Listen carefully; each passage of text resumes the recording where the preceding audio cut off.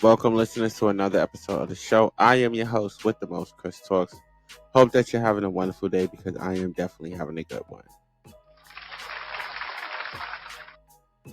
Yes, welcome, listeners, new and old. Welcome, everyone. All right, so let's get into this episode's top topic. Okay, reopening Section 8 in New York City.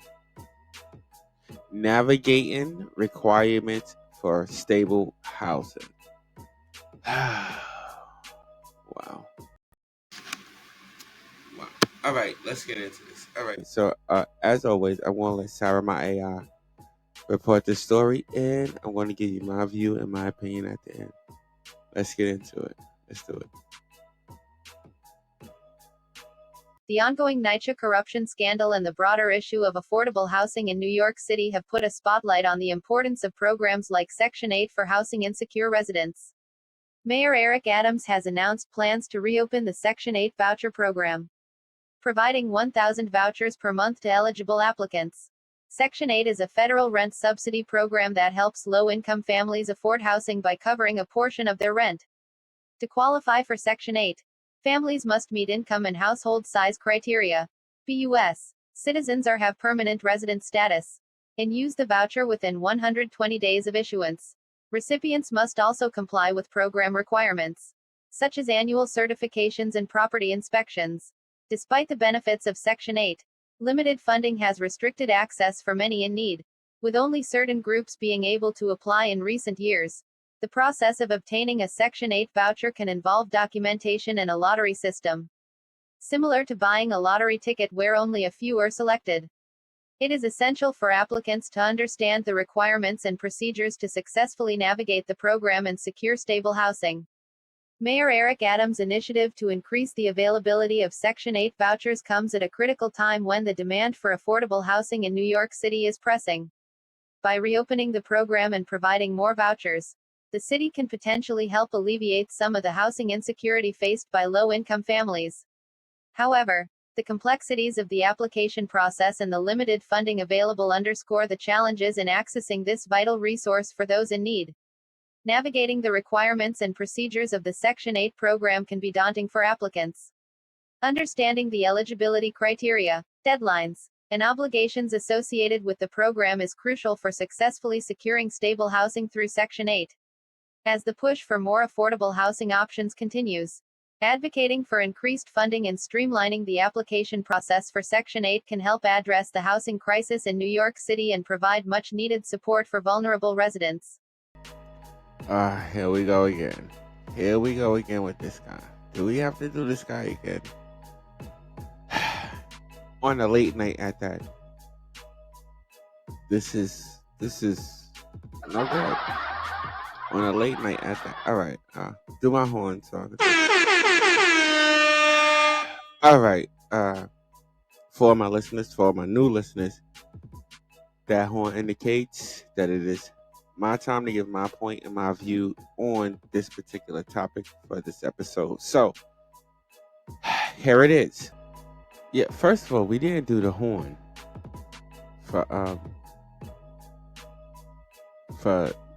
the political news. Can we drop the political horn real quick?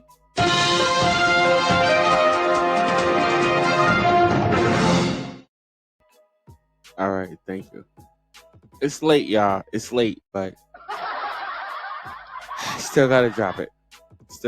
We're talking politics, right, people? We're talking politics. Okay, so for me, I just want to give our mayor right quick. Can we give it to him? Thank you. Because to the mayor of New York, I gotta say, yo, what the are you doing? Seriously, what the are you doing? Listen, I know some people was like, yo, what is he talking about? Listen, I want y'all to understand this. Let's go back. Okay, let's go back real quick. About, I say a good 20, 25 years. Section 8 in New York City.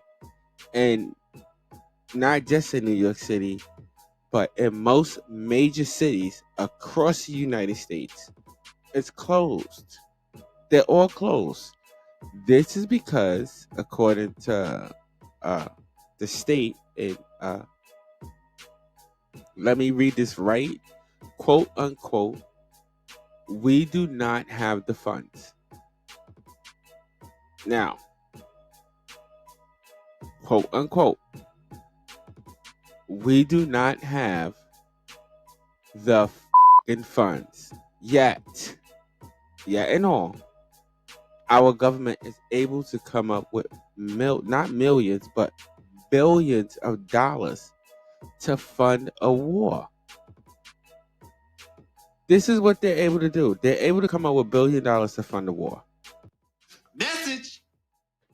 But it has taken them 20 years to reopen Section 8. And the only reason that the mayor is choosing to reopen Section 8 is because of what politicians call a migrant crisis. Bruh. Yes. So, because we're having a migrant crisis, they are choosing to open Section 8 back up in New York City, across, not just New York City, but is there a couple of other states? Is there a couple of other cities? Hold on, people, I'm checking real quick. Is it? Okay. Quickly, is it? All right, so it's just New York City. As for now, it's just New York City. But, I mean, it's not just New York City where it's shut off at. It's more than New York City. But let me put y'all onto something. Let me put all my listeners onto something. Because most people don't notice. They think Section 8 is a state program. Section 8 is not a state program. Let me repeat it. Section 8 is not a state program. Bruh. It is a government program. But it is run through the state that you live in. How do you think that you're able to transfer and go from state to state with the same housing program? Bruh. What? Wait, what? How do you think that's done? Listen, people, I've said it before, and I'll say it again. This is not no conspiracy thing. I'm not trying to start nothing. I'm not trying to tell people to rise up and fight the government or whatever. But what I am telling you to, what I am asking you to do is to open your eyes, to simply open your eyes and see what is going on. Really see what's going on. Because what I want all my listeners to understand is this, that the average percent that how do I say it? Not the average percent, but if I was to put it in a percentage, I would say 80, about 80, 85, well, somewhere between the 80 and 90% of people that are on Section 8 are of color, are of melanin skin. That's what they are. So, like, come on. They cut the program, and in New York City, what they did was they cut the program, and then they substituted different programs for Section 8. But a lot of these programs only lasted for like a year or two. Only like a year or two, tops 5 years. Wait, what? And then this is when they came up with the program. Section 8 did come up with a program called HUD.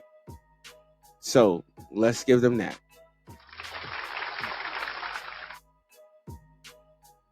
But you cannot move HUD from state to state. Bruh. And in some areas, well, I know in New York, in the city, you can't really move HUD from borough to borough. Now, NYCHA, you can move from borough to borough, but to move from borough to borough with HUD is much tougher. Bruh. So, to the mayor that's talking about reopening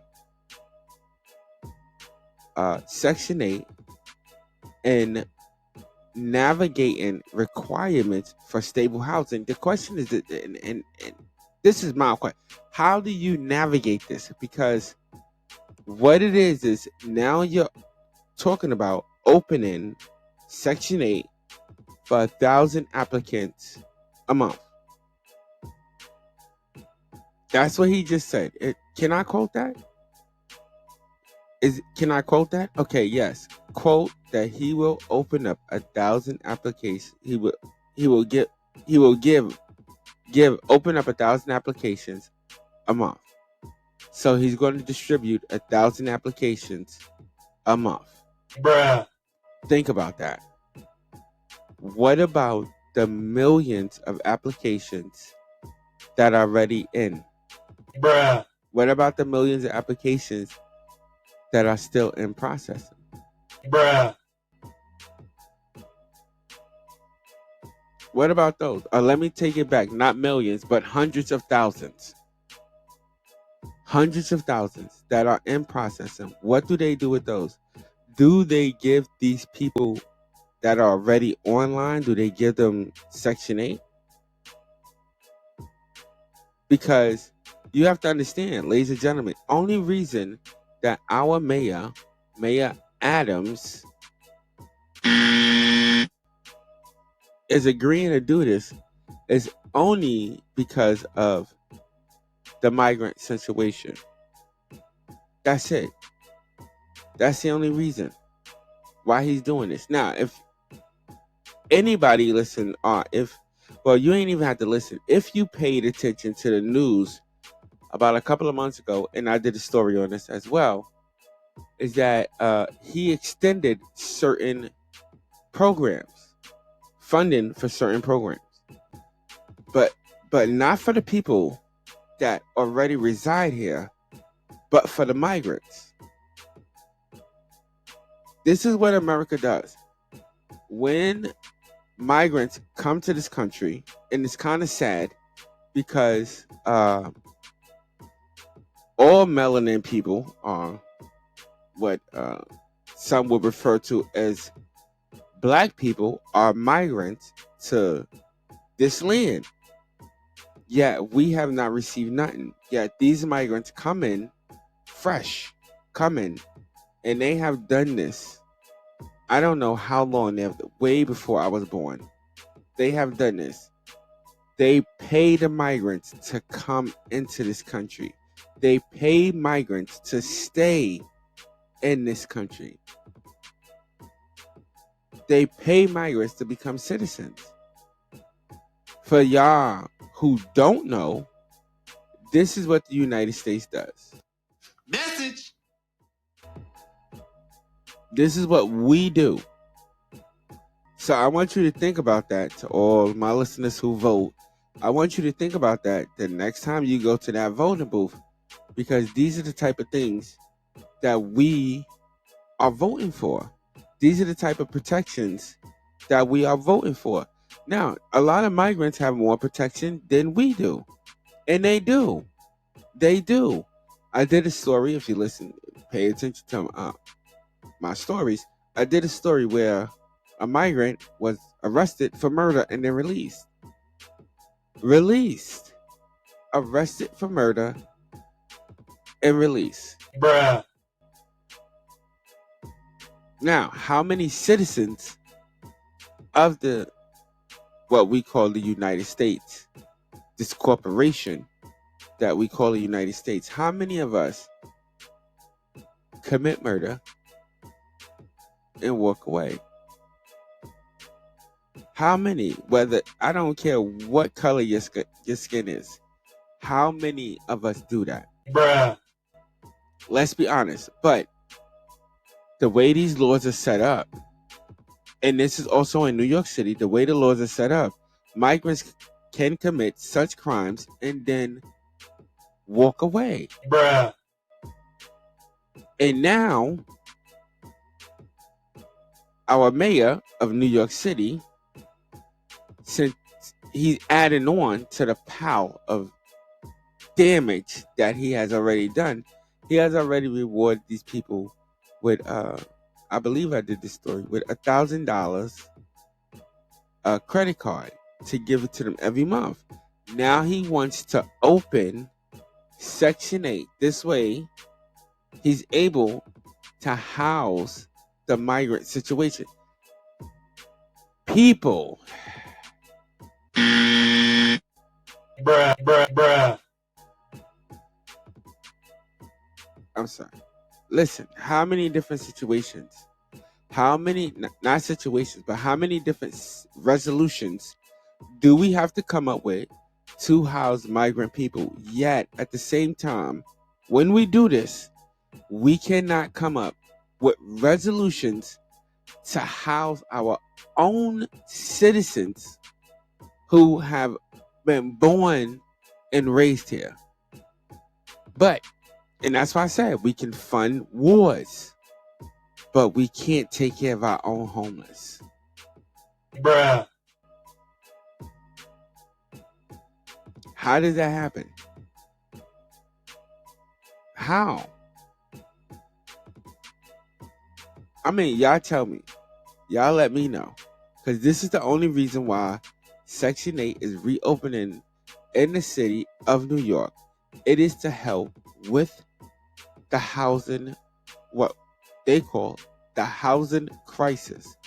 But we must also understand that Biden is the one who's letting these people in. Nobody's protecting the border. Nobody's protecting the border.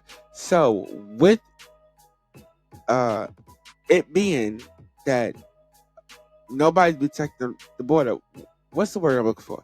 So as a result of nobody protecting the border, these migrants come in, and now we have to feed them, clothe them, and house them. And if we don't, because we are a free country, if we don't, it just seems like we're being cruel. Message.